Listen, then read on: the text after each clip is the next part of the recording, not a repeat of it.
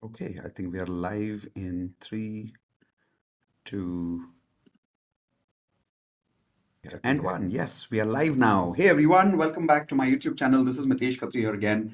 I'm a law of attraction coach, and most of you know me.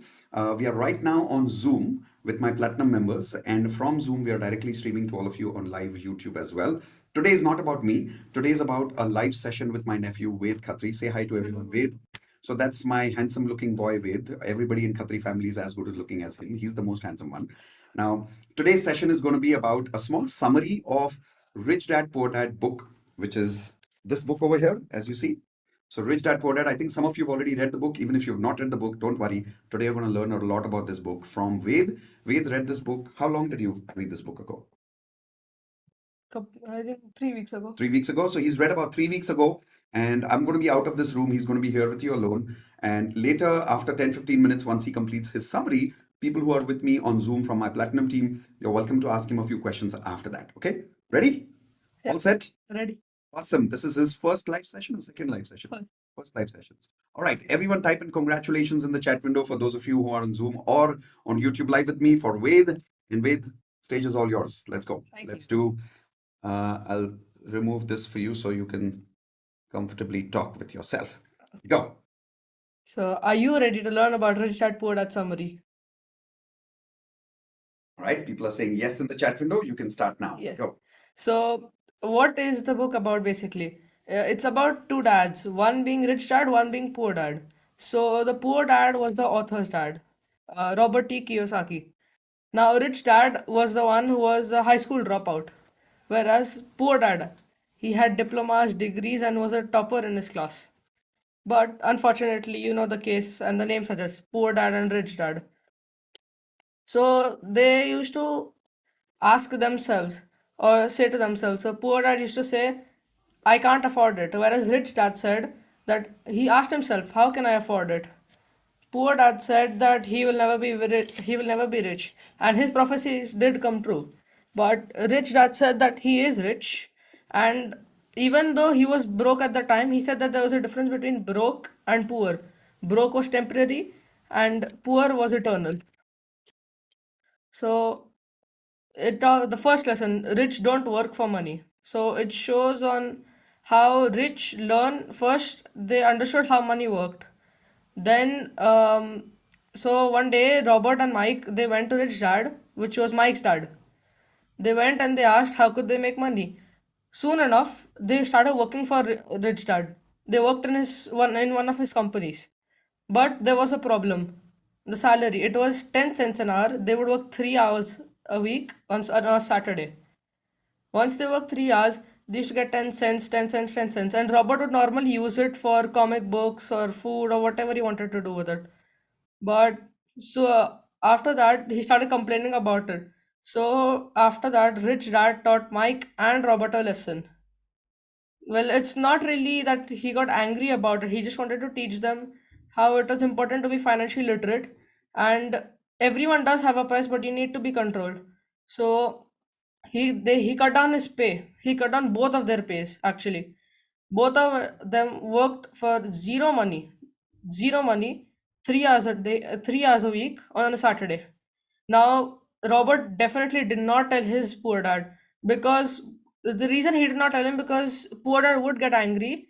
The reason is, well, poor dad was actually educated and he was in a school. A school would teach you how to be a good employee, how to be good at your job.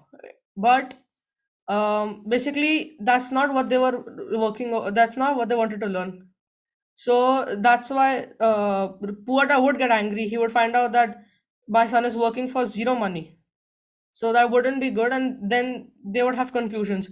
So Robert did not tell his dad about this, and he only worked just for knowledge. Now came life's biggest traps, it was a cycle. So people are controlled by two emotions mainly, fear and greed. Now, the cycle starts with how you have fear of having no money. So it motivates you to work harder, but then your paycheck begins, your desire becomes stronger, and you work harder. But then you have more desires, such as a new car, new shoes, new clothes, luxury. So you work even hard for a promotion, and this cycle constantly continues. So the cycle is rat race. You get up, you go to work, you go home and you pay your bills, you increase your earnings, which lead to increase in spending. That is human nature. Now you're stuck in it. To remove the 9 to 5 mentality driven by greed and fear, Rich Dad cut this is the time that he cut down the pay of 10 cents to zero. Rich Dad he forced them to think of ideas on how to generate income. So one day they were basically working at one of Rich Dad's companies. It was a bookstore. So they found two old comics over there, and boom, it was an idea.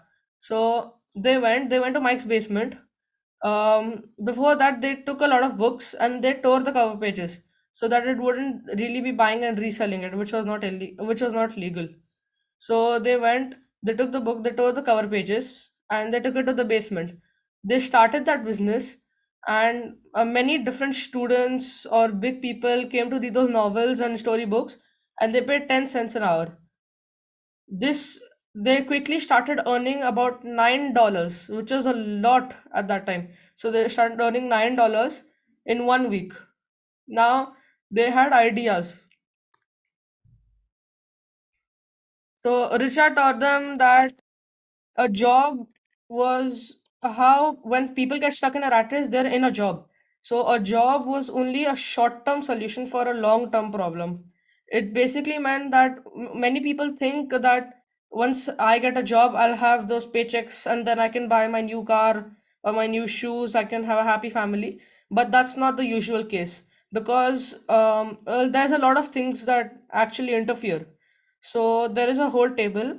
Now it talks about income, expenses, and you need to learn the difference between assets and liabilities, which will help you escape the rat race, which is very important. So you have your income, expenses, assets, and liabilities. Now, what assets do is they bring money in your pocket, whereas liabilities remove money out of your pocket.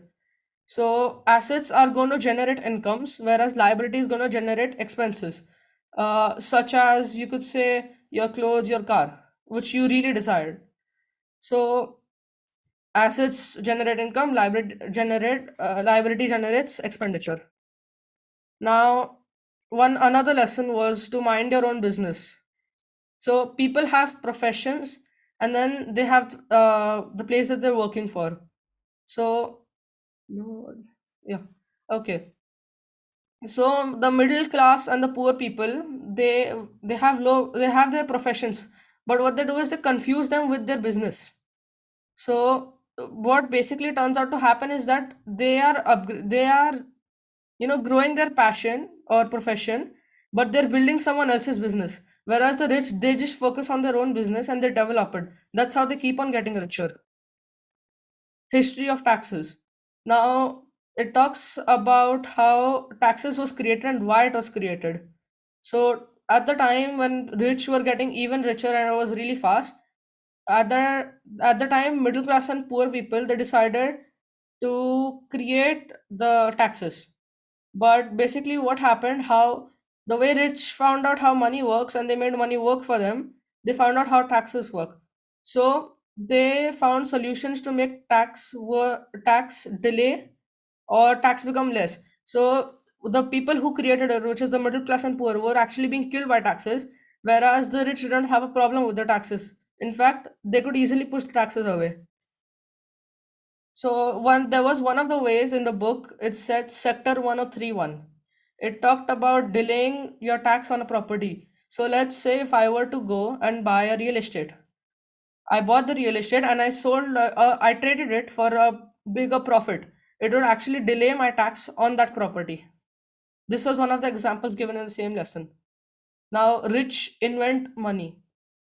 In this chapter, it was basically just couple of examples about real estate. So let's say if there was a $60,000 condominium, let's say, and I were to go there are places where the market rate is very low now, or the sales are low, and you can get stuff that are very expensive for very cheap. So one of the examples was there was a $60,000 condominium, he went to the place where the market sales were low and it was not a good place. So he bought the $75,000 condominium for $20,000, and then he waited for a couple months to a year. Once he did that, he saw that the market sales rise and he had an opportunity. So he saw that opportunity. He sold that real estate, or he sold a property, and it turned out that the thing that was for $75,000, he bought it for 20,000 and he sold it for $60,000. He had a $40,000 profit plus the $55,000 profit that he did not need to pay because the market sales were low at that time. So he just paid $20,000. Now, at the time, he was pretty rich. So now, in the next lesson, it talks about how you need to work to learn knowledge instead of working to earn money. Now, in how the first lesson, it showed that when Rich Dad cut down the pace of both Robert and Mike, they were only working for knowledge. This was a good thing that they did instead of arguing more about how they needed a higher salary. It was because even though if you have less knowledge and a lot of money, it's not really going to help you. So when you have a lot of knowledge, or when you go to get a lot of knowledge, your job pay may go down or something may happen, but at the end it may be worth it. It'll definitely be worth it. It was because when you have that knowledge, you can use that knowledge in different places, and it's going to help you a lot. Now, there are obstacles to overcome. One first obstacle is to overcome fear. Now, Robert gave an example of the Texans, where the Texans at that time they earn in millions. They earn big and they lose big. So what they should do is, whenever they used to earn, they used to be happy and they used to congratulate. Whenever they used to lose, they used to brag about it because they used to lose big. They did not lose their a lot of money due to a small thing. They lost big, so they bragged about it. Now, in the same chapter, I talked about how you should take a little risk. That is how you can overcome fear. By little, you start taking risks. You don't bury your losses. You've taken a risk. There's a loss. You don't bury them, but you be inspired by them and you learn from those risks. Overcoming cynicism. So, doubt and cynicism are two things that will crush anyone if you don't do the right thing. Now, at the time, what Rich did was, or especially you could take an example of Robert T. Kiyosaki. He kept his eyes open. He looked for opportunities that others did not see at all. And so the doubt and the cynicism slowly erased. It was increasing for others, but it was decreasing for him. And he found opportunities to earn money and to build his assets. Overcoming laziness. Now, you must be sitting at your couch every day at home, maybe not earning money, or maybe thinking, how am I supposed to earn money with such a job and I'm not getting enough pay? Well, answer to that would be a little bit of greed. Now, not a lot, but just a little bit of greed to think that, yes, these are some desires. So you start working hard, but you don't work hard a lot in the job. You need to start creating ideas in your mind to generate income, how Robert and Mike did when they were children. Overcoming bad habits. Now, one of the really bad habits that people have, or the middle class and poor have, is to pay others first, then they pay themselves. Which is an example being how I pay my taxes first, I pay my bills first, I go for expenses first, and then the remaining I save or I build assets. But at the end, you're not really going to have any money after that. So, to overcome that bad habit, you start paying yourself first. You start building your asset column and you start saving. Then, at the end of the month, let's say you need to pay your bill.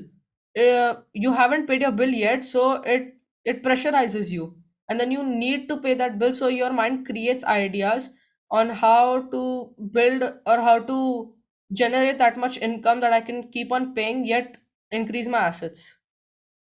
So these were some of the bad habits, and you need to leave arrogance. That is one main thing.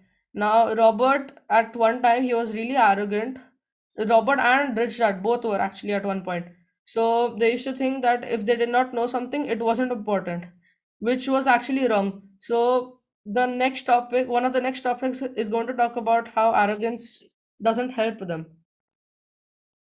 Now you how to get started. It teaches you on how to get started with your business, your assets, and how you become financially literate. First, you find a reason greater than reality, which may be such as when I become rich. I want to become rich is because maybe for myself, or if I want to help others, or maybe I want to see my proud parents, etc. Stuff like that. You need to find a greater reason. You need to find a reason that is greater than reality. Make daily choices. Now you need to take risks. Every day you have a choice of either staying on that couch and just watching TV, looking at the shows, or you work and you earn money, you take your risks, you build an asset column, and you be knowledgeable. Choose friends carefully. Now, Robert has many friends. Some are rich, some are poor. So he learns from all of them. And what he learns is basically how his rich friends talk about, sometimes they talk about stock markets or cryptos or real estates and places where market sales are down. He learns something from them. There are at least a couple of pointers that he does. And from the poor friends, there is also something to learn. He sees what they do and they're poor by it. So he learns that he isn't supposed to do. What not to do is what he finds out from those poor friends. Master a formula and then learn a new one. This is a really great technique supposed to be done by everyone. You master a formula. Let's say I take an online course and I learn a new formula. I'll use it and I'll see how it was better than the previous one or worse. Then I go learn a new one and a new one and a new one. You need to learn new formulas and new stuff, so it'll definitely help you around in different cases. Paying yourself first, like I already talked about it, you need to pay yourself first. It's going to be really important so that you pressurize yourself and your mind becomes smarter and more creative, and you learn on how to generate assets that generate incomes and reduce your liabilities. Now, one thing about liabilities I would like to ask, what do you think about a home? Do you think a home is an asset or a liability? Please answer in the chat.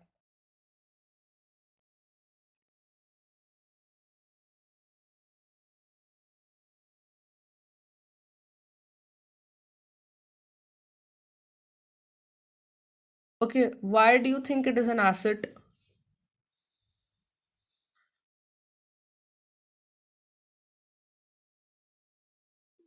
Okay, so maybe many of you are thinking it's an asset, maybe because you have a home to stay in and it helps you live. But actually, your home is going to be a liability. It is because look at the stuff that it contains liability, so itself becomes a liability. You have expenditure, mortgage, bills, taxes of the property, all these four things. It's gonna be really bad. You have two homes. I hope. No, so I'm talking about a home that you live in. So it's definitely an asset. It's not going to be a liability because of all these four things that I just said. They are going to remove a lot of money out of your pocket, which is not good. As I said, liabilities remove something out of your pocket, which is money. Now you need to use those. You need to use assets. If that home is a loan free, then it is an asset. Yes, but so let's say even if I were to buy a house or anything, there was at least something that would make it a liability. So let's say I had to buy something, let's say a couch or something, then it would become a liability because then I'm using all of those assets. I'm using assets to you buy expenses or you buy the stuff that you want, and liability is something that grows at expenditure. So you need to decrease the liability. Not saying that you don't own a home, but you. So next topic covers that part, which is you use assets to buy the stuff you want or to buy luxury. So you don't. Well, Robert had an example and he did this himself. He would never borrow from the bank. He would first again ask himself, how can I afford it? Once he would find ideas and he would create those ideas in his mind, then he would apply them. He used to create assets that generated income, which then helped him to buy stuff. How do you keep spending to maintain that? Yes, it is definitely a liability. Correct answer. Okay, so he did not borrow from the bank. Instead, he found ways such as one of the real estate examples I gave on how he bought a $75,000 piece of land or a product or something for just $20,000, and then he sold it for $60,000. So he did not borrow from the bank. He found ways to generate assets that generated income, and then he used those assets to buy his luxury. Now, at the time, he used to work in Xerox, and he also went for Marine Corps. He huh. He also worked for the Marine Corps. He learned a new skill every day, yet he was getting a paycheck, so he wasn't happy with it. So his mind created ideas on how to generate assets, which generated income. That really helped him. Now, Robert said to choose heroes. Now, when we are small, we choose superheroes such as Spider Man, Superman. But when he grew older, he chose heroes such as the owner of KFC or Warren Buffett. So these are the heroes that he chose, and he learned from them on how what they did, and he took some knowledge from them. Now, the last topic would be to teach and you shall receive. Now, what Rich Dad would say is that once he gave, then he would receive. That's how the cycle went. But for Poor Dad, that's he said that once I receive, then I will give. And he would say that when I have the remaining money, I'll give that. But at that time, he just did not have any remaining money. He had to pay all those bills and everything. So it teaches you on how you shall first give. When you give knowledge, you'll get some knowledge, such as maybe I go to my friends and I give them some knowledge about something. In return, I may get more knowledge about the same topic I had because they knew more about it. But or maybe if I give money to someone, I at some point I'll get more money in return. Maybe not from that same person, but I'm still going to receive, and I receive in big amounts. Poor dad did not do that, so he first received, then he gave. He received and then he gave, which did not help him. This was the summary of Rich Dad Poor Dad, and it is a really good book. I highly suggest you reading it. Wow. Amazing. How many of you think that was a good summary there? Let's give him a big round of applause, everyone. People who are on the chat window, type clap, clap, or CC for Ved. That's really awesome. I wanted to tell you guys why are we really doing this summary with Ved today. Few reasons. Reason number one, if someone like Ved at an early age, what's your age? I'm 15. 15 years old. So if a 15-year-old boy can read Rich Dad Poor Dad and get educated about how to become wealthy in life, rather than just to have that mentality of a rat race, which is just finish your education, go to a job, get money, get promotions, but that's just a rat race, right? That's what he explained. Yes. Instead of that, think about becoming wealthy in your life, invent money, create ideas on making money. That was the first reason. If he can learn, we all can definitely learn. The second reason was this: I really want all of you to encourage your children to speak like this. Now, this is the first time he's speaking in front of public. And yes, he was imperfect and perfect both. How was he perfect? He was being himself. How was he imperfect? Can he have more improvement in the way he's speaking? Yes, of course. But that cannot be taught to him by trying to make him perfect in the first time. The idea is to let him do it on his own. Like today, I could have given him a lot of inputs before we started. Did we have any session before we started? Absolutely not. No, zero inputs. Why? This had to be his success completely. Small success, big success, doesn't matter, had to be his success. As parents, one of the things you want to learn is let your children do their own thing. They will not be perfect the first time, but if they do it on their own, at least it'll be their own, right? That's the second thing. Third thing why I wanted to do this session with Ved was please start helping your children to learn these kind of topics, not just topics about superheroes and all. I loved the last step that he said, choose your superheroes. We generally choose Avengers as a superhero. I think it's time to choose some of the people who are the wealthiest people in the world to become our superheroes. All right, guys, that was the purpose of the session. I hope everybody loved it today. I look forward to having more sessions with Ved. What do you say, Ved? Yes, Right, definitely. I will be coming in August again. All right, so he's going to his boarding school tomorrow, no, Tuesday, Tuesday. and he'll be coming back in August. Maybe we'll do another book summary on a different video or a different topic that day. It'll be part 2 of Rich Dad Poor Dad. There is a second book. The second book, he's already decided to read that book and give you a summary on that. Maybe we'll do a book summary of my book also. What do you say? Definitely. Yeah, the Law of Attraction book. Yeah. Okay, done. So we'll ask him to do a summary on that as well. Perfect. Thank you very much, guys. Looking forward to see you all again live on YouTube very soon on another topic. With that, everyone say bye to Ved. Thank you very much, Bye. everyone. Take care. Loved talking to all of you. This is, before we go on YouTube, this is all our, I'm just switching to the gallery view. This is all our platinum members. All platinum members, say hi to everyone on YouTube Live.